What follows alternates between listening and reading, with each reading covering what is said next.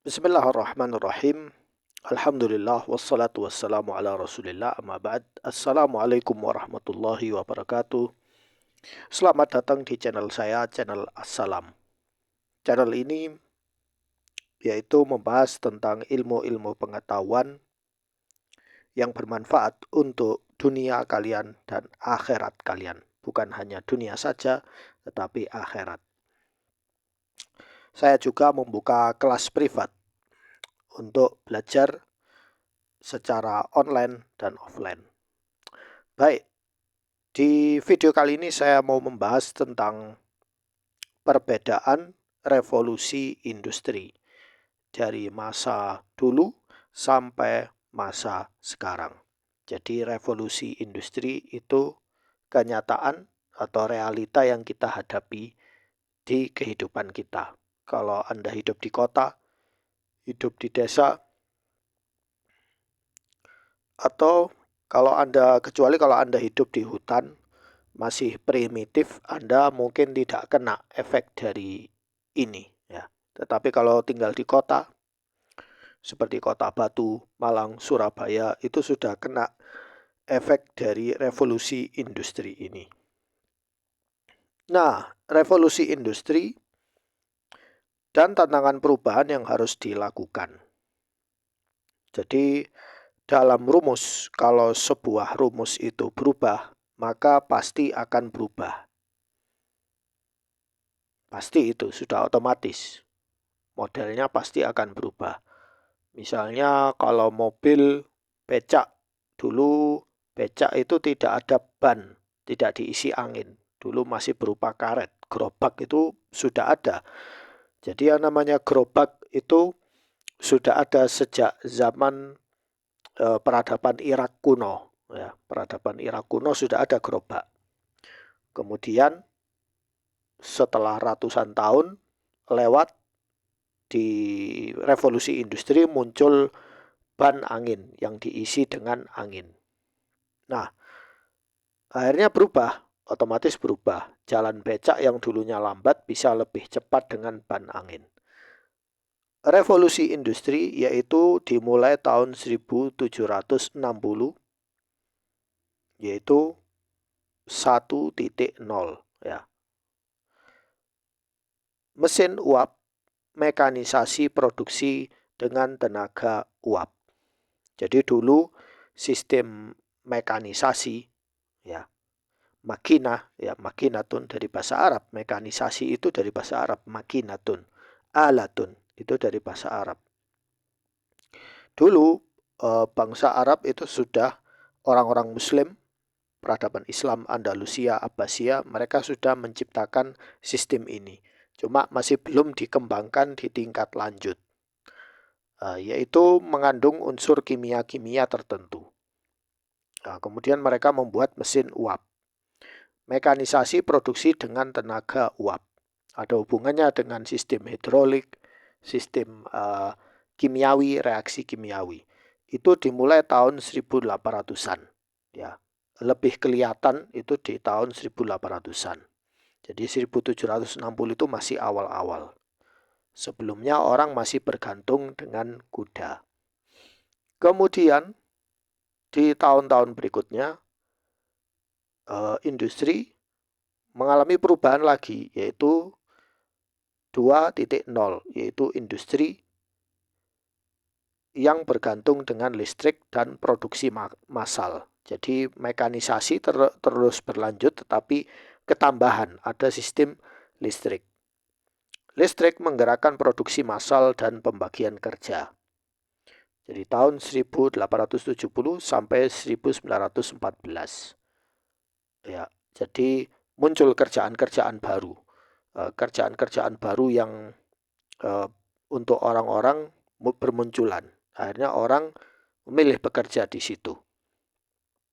Setelah sebelumnya orang-orang suka bertani, orang-orang suka pekerjaan yang sifatnya itu sederhana, pergi ke pekerjaan yang mulai rutinitas, rutin. Nah, ini listrik produksi massal. Jadi waktu itu Indonesia masih belum merdeka ya. Kemudian revolusi industri yang ketiga, 3.0, yaitu dimulai tahun 1960-an. Nah, sampai tahun 2000, yaitu komputer dan otomatisasi. Komputer dan otomatisasi. Muncul televisi, kalkulator, kemudian barang-barang elektronik. Ya. Ini semua dimunculkan, mekanisasi tetap ada. Ya. Jadi yang ini tetap ada. Ini ada, cuma ketambahan komputer dan otomatisasi. Jadi ketambahan. Sistem lama masih ada tetapi diupdate, ya. Diupdate dengan model yang lebih baru. Ini dimulai tahun 2000. Artinya tahun 2000 ini sudah mulai menyebar teknologi seperti ini. Nah, kemudian artinya mulai menyebar, mulai masuk ke pedesaan, ya, bukan hanya di perkotaan. Karena penyebarannya itu masih butuh waktu. Insya Allah akan saya jelaskan di video yang lain. Nah, kemudian di tahun 2010, ya ini masih eranya SBY, ya. Kemudian muncul revolusi industri yang keempat, ya, yaitu industri yang berkaitan dengan big data, ya. Kemudian sistem digital, internet, ya, yang berkaitan dengan perubahan cara kerja dalam kehidupan manusia. Sistem cerdas, konektivitas, dan data besar mengubah cara bekerja dan hidup. Apa contohnya? Contohnya seperti saya sekarang pakai YouTube. Dulu kita mau nyebarkan video itu sulit, ya. Harus pakai kamera, pita ini, ya. Jadi ribet dulu itu. Kemudian harus dimasukkan, harus disiarkan, harus ada izin siarnya. Sekarang tidak perlu. Sekarang cukup pakai YouTube, bisa upload video, bisa siaran langsung. Mau belanja online, bisa pakai toko online. Belanja di toko online, nanti dikirim via kurir. Kita tidak usah keluar. Tidak bisa transfer, tidak punya rekening bank. Bisa pakai COD, sistem COD. Dan sistem-sistem yang lain, yaitu barcode, pembayaran QRIS, dan yang lainnya. Nah, ini semua berkaitan dengan data, IoT, dan AI, dan sistem digital itu tadi. Ini semua berkaitan dengan data dan konektivitas. Ya, dimulai tahun 2010, namun lebih boom, ya, lebih meledak itu di tahun 2020-an. Kalau AI itu muncul sekitar tahun 2022.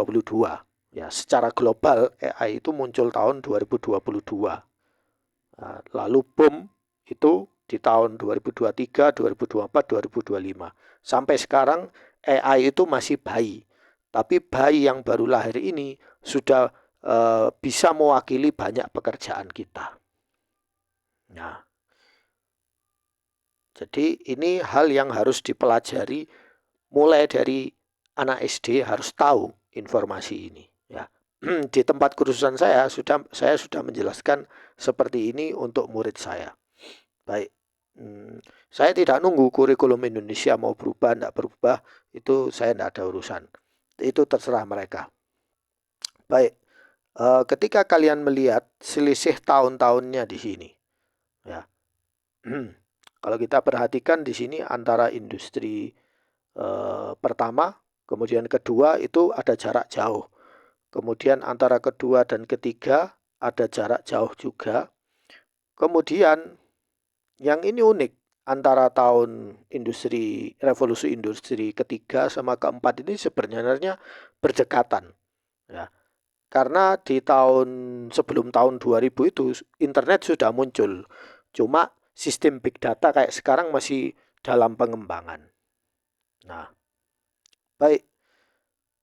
Ketika rumus ini sudah berubah, otomatis berubah semua. Semua pasti akan berubah. Nah, yang pertama ini saya jelaskan. Nah, tantangan perubahan di setiap era. Pertama, yaitu manusia kalah, tenaga mesin bekerja berbasis tenaga fisik mulai tergantikan. Jadi mesin uap, munculnya kereta, orang dulu pakai onta, pakai kuda, pakai kapal, perahu, pakai perahu layar, ya.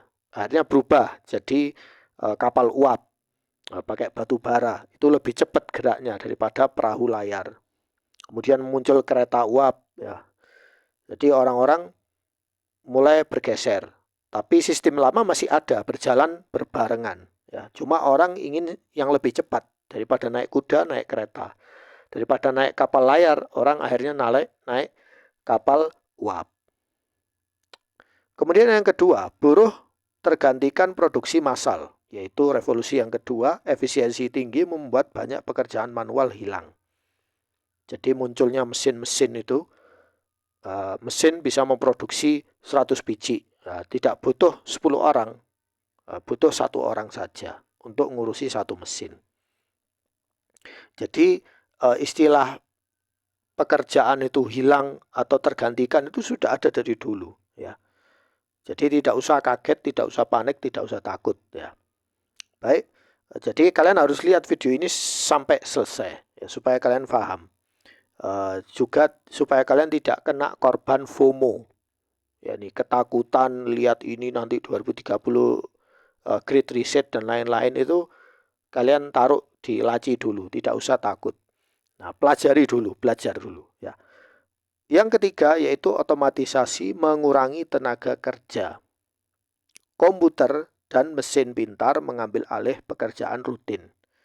Contoh, mesin dulu kita pakai mesin ketik itu yang dikasih tinta. Sekarang kita hanya perlu pakai MS Word atau Excel. Nah, itu lebih praktis. Dulu desain itu masih pakai orang gambar dulu. Habis itu nanti dikasih minyak terus disablon.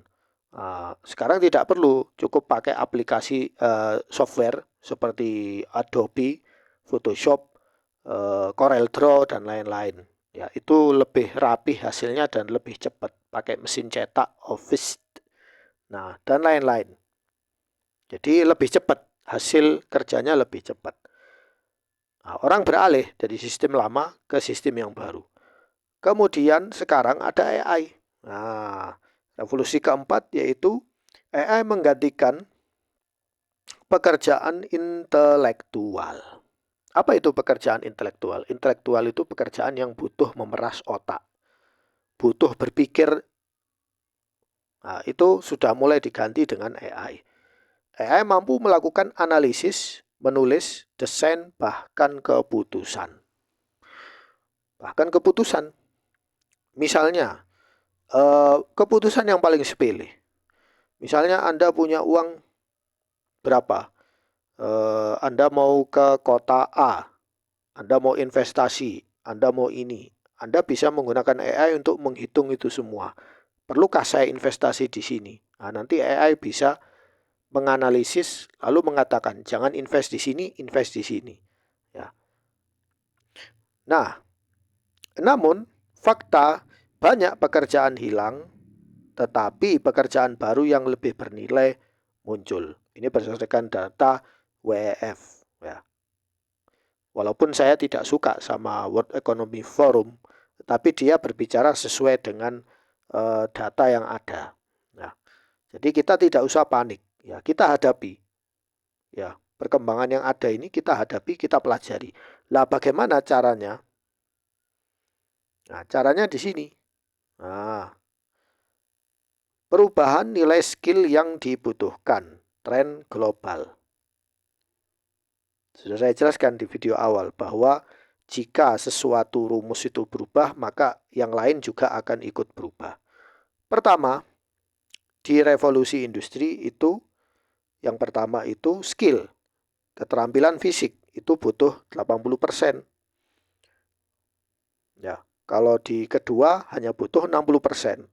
Sedangkan era ketiga 30%, sedangkan di era sekarang itu hanya butuh 10%. Kemudian teknik mesin 20%, kemudian 70% di era kedua, ketiga, keempat ternyata hanya butuh 20%. Kemudian digital skill, keterampilan digital, itu zaman dulu tidak ada digital ya, belum ada. Namun sekarang kita perlu keterampilan digital itu, keahlian digital itu 80%. Dan juga AI, analitik, dulu AI belum ada, kita harus belajar AI itu 90%, itu dibutuhkan. Nah, setelah kalian tahu bahwa rumusnya seperti ini, berarti bagaimana cara kita bermuamalah di era sekarang. Nah, kita lihat ini. Perubahan yang harus dilakukan. Ya, perubahan yang harus dilakukan itu apa? Pertama, kuasai skill digital. Pertama, data, AI, coding, cloud, dan teknologi lainnya. Minimal belajar istilah-istilah itu dipelajari. Cari buku, cari di internet, buka Google, tanya ke guru, ke ustadz, dan lain-lainnya. Kemudian pokoknya belajar, ya. Tahu ilmu itu, lebih baik tahu daripada tidak tahu. Kemudian yang kedua, adaptif dan fleksibel. Dunia berubah cepat. Kita harus lebih cepat. Kalau AI itu belajar cepat, maka kita harus ekstra cepat.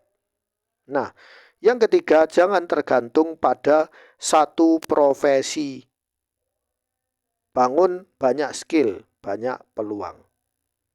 Maksudnya satu profesi itu apa? Misalnya ada orang itu kerjanya cuma jadi tukang bangunan. Dia semua pakai tenaga tubuh ketika kerja. Nah, dia bisa pakai AI untuk menghemat bahan bangunan yang dia bangun. Ya. Atau dia pakai AI untuk menambah kecepatan kerjanya. Mungkin dengan mesin, mungkin dengan alat tertentu. Ya. Jadi tidak apa-apa, tetap kerja jadi tukang, tetapi kita kembangkan skill kita. Kita belajar ilmu baru. Sambil kerja nukang, kita belajar ilmu baru. Ya, mungkin bisa nambah pekerjaan lain, ya lebih bagus. Ya. Jadi di saat kerjaan tukang tidak ada, proyek sepi, Anda bisa melakukan belajar kursus di bidang digital untuk menambah kualitas nilai dari pekerjaan Anda. Baik, kemudian yang keempat yaitu fokus pada skill bukan ijazah. Skill adalah aset. Skill itu keterampilan ya. Gelar hanyalah kertas. Jadi ke depan ini gelar ini sudah akan usang. Ya, akan termakan dengan zaman. Kenapa banyak orang tertipu gelar? Nah, orang-orang ini mereka yang penting saya pakai toga, bisa wisuda. Ini saya gelar S1, D1 ya, dan profesor ya. Tidak masalah, saya tidak menjelek-jelekkan. Kalian kalau mau kuliah, kuliah. Kalian mau sekolah, sekolah. Kuliah, tetap kuliah. Bukannya kuliah tidak penting, penting. Tapi jangan sampai terlena, tertipu. Mereka pikir kalau sudah lulus, berarti selesai belajar. Nah, jadi ada istilahnya itu lagu waktu saya masih SD, itu libur telah tiba, simpanlah tas dan bukumu, tutuplah pekerjaan PR-mu ya. Libur telah tiba, main sepuasnya. Ya. Itu filosofi anak kecil, anak bocil, itu harus dibuang dari otak kita. Sudah tidak berlaku di zaman sekarang.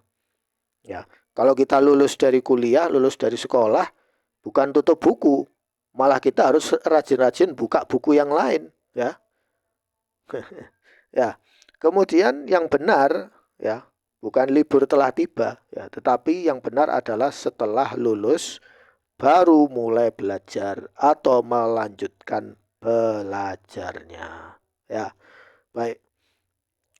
Yang berikutnya di sini, kenapa harus terus belajar? Apa alasannya kita harus belajar? Bukannya kita sudah TK, SD, SMP, SMA, sudah kuliah, sudah skripsi, sudah buat jurnal, sudah ngarang buku, sudah ini dan itu. Ya, ya sudah, kita nikmati.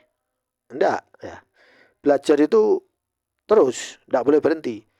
Kenapa? Ya karena ini, ya revolusi 4.0, nanti ada revolusi lagi 5.0, 6.0. Wallah alam, kita enggak tahu, ya.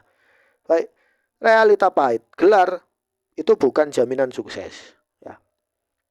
Gelar itu bukan tiket jaminan sukses. Kemudian yang kedua, banyak sarjana menganggur. Menganggur bahkan jadi korban gig ekonomik seperti Gojek, Shopee, Food, dan lain-lainnya. Saya tidak mengatakan bahwa pekerjaan gig ekonomik itu aib, tidak. Itu kerjaan yang halal. Selama halal, tidak apa-apa kerja. Tapi jangan berhenti untuk upgrade diri. Jangan. Ya, karena itu kalau orang sudah kenyang, itu bahaya. Kemudian dunia berubah lebih cepat. Dan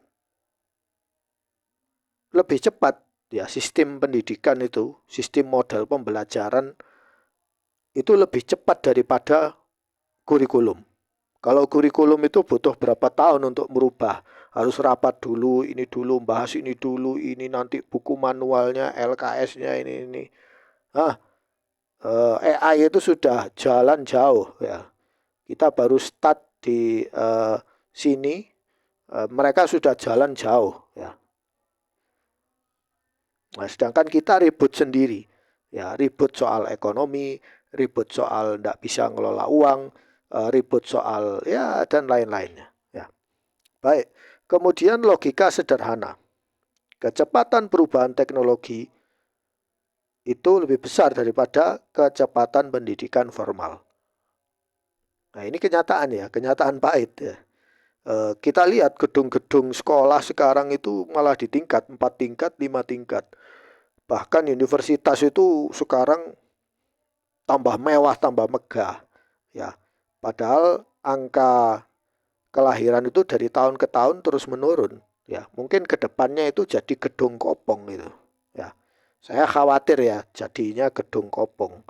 Karena biaya pendidikan naik terus tiap tahun, tapi orang nganggur tambah banyak. Atau orang yang kerja tapi tidak sesuai jurusannya tambah banyak. Nah, orang-orang sekarang masih belum sadar bahwa mereka ini dibuat bingung, ya. Tapi kalau ketika orang-orang sudah sadar mereka dibuat bingung, mereka akan mencari alternatif yang lebih murah, lebih sederhana, dan lebih hemat. Baik, artinya kalau hanya mengandalkan gelar, itu pasti tertinggal. Kalau saya belajar supaya saya dijuluki syekh atau ustadz, ya, lalu saya dapat gelar itu, ya, lalu saya dengan gelar itu saya berharap dapat gaji 2 digit. Itu berharap pada hal yang mustahil. Kamu harus meningkatkan keterampilanmu, bukan hanya mengandalkan gelar. Karena dunia terus berubah. Kemudian kalimat penutup di era revolusi industri 4, yang kalah bukan yang tidak pintar, tapi yang berhenti belajar. Orang pintar itu tidak kalah. Cuma orang pintar yang dia tidak mengasah keterampilannya, dia akan tertinggal. Ya. Baik. Kemudian di sini ada catatan, ya, ringkasan, ya, nomor 1, 2, 3, 4 dari uap ke listrik ke komputer, mekanika, elektrisasi, dan sekarang AI dan data. Kemudian tantangan pekerjaan hilang, ini pasti akan terjadi. Dari tahun ke tahun pengangguran akan semakin naik. Kemudian skill itu berubah. Kemudian dunia makin cepat. Dunia itu makin cepat, ya kan? Kemudian solusi adalah belajar terus, upgrade skill, jangan bergantung pada gelar. Dan tujuan akhir menjadi pribadi yang bermanfaat, relevan, dan siap menghadapi masa depan. Nah, ini kan gambaran umum, ya. Ini untuk orang muslim dan non-muslim. Tapi kalau gambaran orang muslim itu lebih luas dari ini. Nah, nanti insya Allah akan saya jelaskan di video berikutnya. Tapi saya mulai dari ini karena ini hal yang penting. Dan saya juga ada program pelatihan untuk mereka, bagi mahasiswa yang mau kuliah atau sudah kuliah tapi punya masalah ketika kuliah, itu saya ada program khusus ya, kursus untuk mereka dan juga untuk siswa SMA supaya mereka itu tidak hilang ya, mau kuliah atau kerja ya, lalu dia tergantung pada pekerjaan. Nah, bagi yang mau ikut program saya bisa chat nomor WhatsApp yang di profil saya. Ini penjelasan tentang mengapa terjadi revolusi industri dan mengapa kita harus terus belajar ilmu baru. Tidak boleh berhenti. Ya, karena dunia ini akan terus berubah. Ya. Sekarang kita menggunakan AI. Nanti ke depannya muncul robot. Ya, mungkin 2030 ke atas nanti akan muncul robot. Orang nanti kerja bersama robot. Ya, dan robot akan melakukan banyak pekerjaan dalam satu hari. Ya, Allah alam. Tapi kita harus siap dari sekarang, jangan nunggu besok. Dari sekarang kalau bisa belajar hal baru, belajar. Mulai buka buku, mulai buka website-website yang bermanfaat. Sekian dari saya, semoga bermanfaat. Wassalamualaikum warahmatullahi wabarakatuh.